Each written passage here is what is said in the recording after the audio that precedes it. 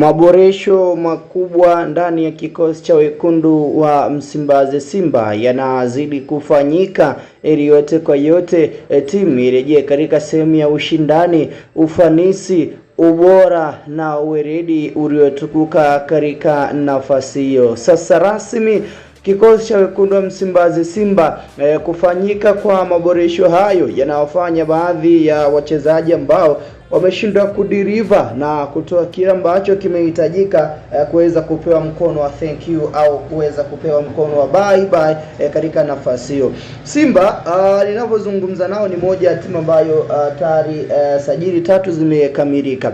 Hapa namzungumzia mwamba anaitwa Baraka Mwangosi, tayari ameramba mkataba miaka 2. Toure unaweza ukamuita Ismail Olivier Toure, beki wakati pia naye kauramba mkataba miaka 2. Lakini pia Simba wamekamilisha usajili wa Ribase Guje kutokea katika taifa la Senegal, kijana kweli kweli mwenye umri wa miaka 22 ambaye anakuja kupima watu ambao akiwa anacheza kama winga katika sehemu moja au sehemu nyingine zaidi katika ufanisi na ubora wa kila ambacho tayari kipo mezani na kila ambacho kila mmoja pia anakisubiri kwa hamu kubwa katika upande huo. So Ribase Guje ni moja ya wachezaji ambao ndani ya mnyama mwituni wameweza kutua. Sasa kuja kwa wachezaji hawa moja kwa moja kunathibitisha kwamba Simba inapaswa kuachana na baadhi ya wachezaji. Wapo wachezaji wachezaji wawili ambao ni wachezaji wazawa tayari Simba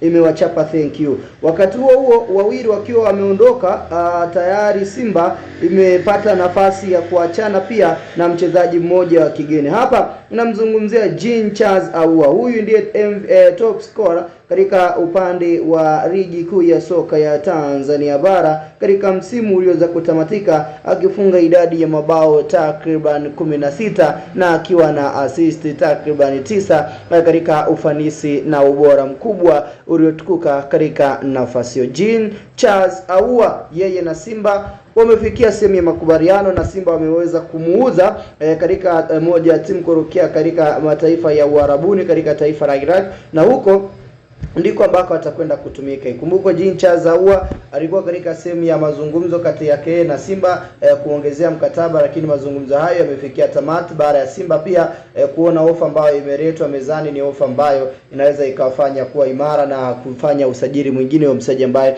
anakuja kuongeza pia kitu kingine cha ziada ndani ya Simba Sports Club out of Jean Charles Ahoua ambaye amekuwa in and off kwa maana ya uwezo wake umekuwa ni uwezo wa kupanda na kushuka katika nafasi hiyo na katika upande wa kila ambacho tayari kinaonekana mezani zaidi. Sasa tayari imethibitishwa na tayari ipo wazi katika ufanisi na ubora wa mengi ambayo tayari yapo. Simba wakitoa taarifa ya kuachana na Jean Charles Ahoua ambaye moja kwa moja ameweza kuondoka katika upande wa Simba. Wamethibitisha Jean Charles Ahoua ni sehemu ya nyota ambao tayari wamepewa thank you ndani ya Simba Sports Club. Nyota mwingine ambaye tayari kaondoka ni Awesu.